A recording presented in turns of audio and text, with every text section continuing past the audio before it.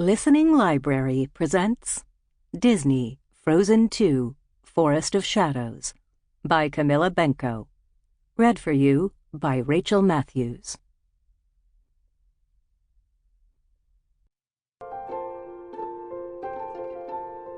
Fear will be your enemy. Grandpappy. Prologue. The sky was awake, and so was the forest. Anna of Arendelle hugged her cloak tight as the bare branches clacked like teeth above her, and the wind tugged at her braids. She peered into a bush. As far as she knew, bushes weren't supposed to have eyes. But then again, 5-year-old princesses weren't supposed to be alone outside the castle at night either. And yet here she was. Although Anna hadn't started off the night alone.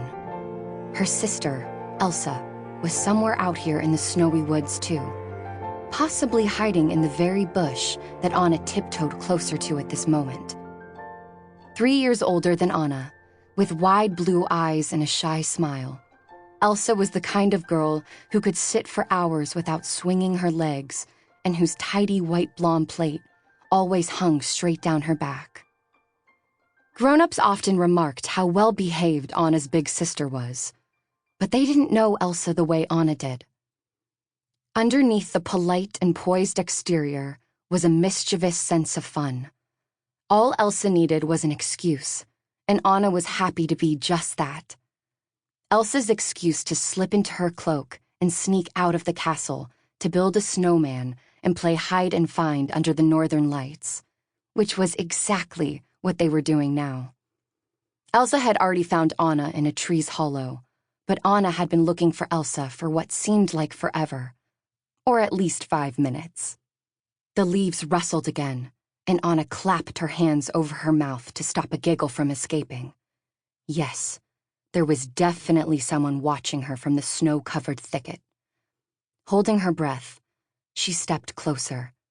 She was pretty sure it was Elsa, but there was always a chance it could be a Huldrefolk, one of the rumored hidden people who dwelled in the streams, under the rocks, and in the bedtime stories told by their mother, Queen Iduna. Anna's heart beat faster.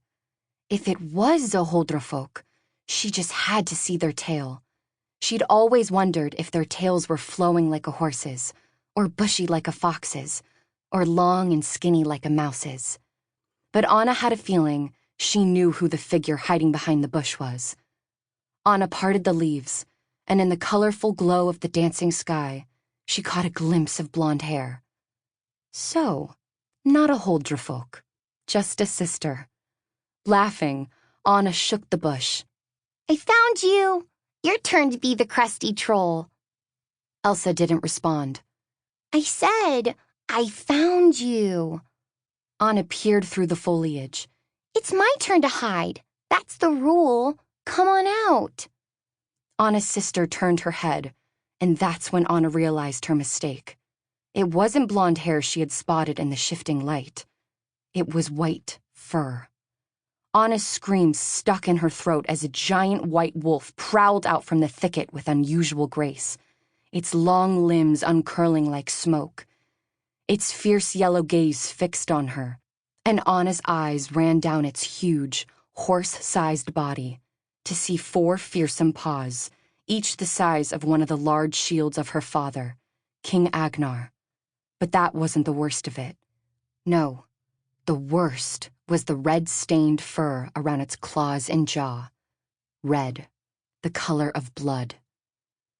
What had happened to her sister? Elsa! Anna screamed. Where are you? The wolf leapt. Anna ran.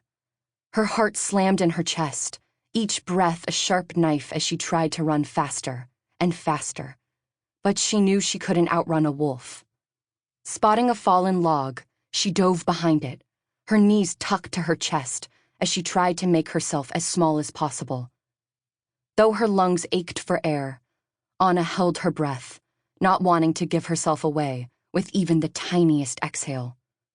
1 second passed, then another, and another. Had she lost the wolf? Snow fell thick and silent. Anna shivered, wishing she'd listened to Elsa when she'd told her not to wear her most beautiful green cloak, but to put on her everyday thick, woolly brown one instead. Elsa. Where was Elsa? As quiet as a shadow, Anna peered around the log, half expecting to come nose to snout with the wolf. Instead, all she saw was an army of trees casting ghastly shadows onto the snow-covered ground. And as the wind picked up, so did Anna's ice-cold fear. If she walked through the fresh snow, the wolf would be able to see exactly which direction she'd gone. And if she didn't walk through the snow, she might never find her sister. Red on white, blood on fur. Anna couldn't stay behind the log forever. Peeling off her cloak, she arranged it on the ground, bunching it into the shape of a 5-year-old girl taking a nap. Then she moved into a crouching position. So far, so good. She took a slow, steady step backward, and then another, and another, carefully weaving her way in reverse between the trees, the same way the Huldrefolk and her mother's bedtime stories were said to travel so they could keep their tails hidden. But Anna didn't have a tail to hide. Instead, she was leaving a fresh trail of footprints in the snow. Footprints that would always lead away from where she actually was. Elsa, She whispered. you've won hide and find. Please come out. But still there was no reply.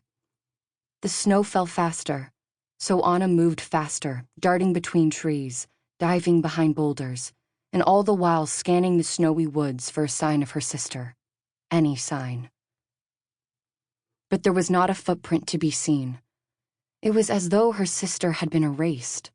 As though... But the thought was too horrible for Anna to finish. From somewhere nearby, the wolf howled.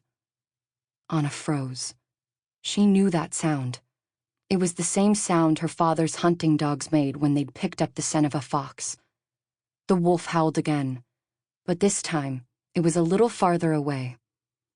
Anna's decoy had worked. She spun around and ran. The snow fell faster, the thick flakes clumping on her eyelashes and making it hard to see. Elsa! The name ripped from her throat. Elsa! She choked on the word. There, standing in front of her, wasn't her sister, but the wolf. Once more, its fierce yellow eyes were fixed right on her.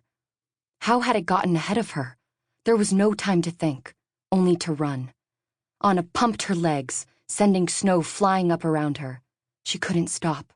Her entire world was snow and fear and cold. And then suddenly, endless sky. Anna stumbled to a halt. She was at the edge of a cliff. An inky expanse of nothingness lay before her, but she knew whatever she found lurking behind her would be far worse. Hot breath, sharp claws, sharper teeth. Elsa! She yelled again, but Elsa did not appear. If her sister wasn't here by now, something horrible must have happened. Pain seared itself across Anna's shoulder blades. She had hesitated for too long. The wolf's claws had connected with her back. Anna stumbled forward. She plunged over the edge and woke up. A cool, comforting hand was on her forehead, and as she blinked, Anna saw her mother's face sharpen into focus. The queen's blue-gray eyes shone with concern, and her chestnut-brown hair cascaded down one shoulder, loose from its usual upsweep of braids and bangs. A large burgundy scarf, stitched with a multitude of snowflakes and complete with purple fringe, had been thrown over her shoulders and was covering up a lavender nightgown. Anna shot up. Where's Elsa? Did the wolf get her? Anna, it's all right. Her mother sat and wrapped an arm around her. All is well. There was snow, Anna said, her heart still pounding. And trees. I was running and then I slipped. She struggled to sit up against her pillows. Elsa was there, and then she wasn't. I was so worried. Her father strode forward with a tray bearing mugs of hot chocolate. You had a bad dream, he said. Sample complete. Ready to continue?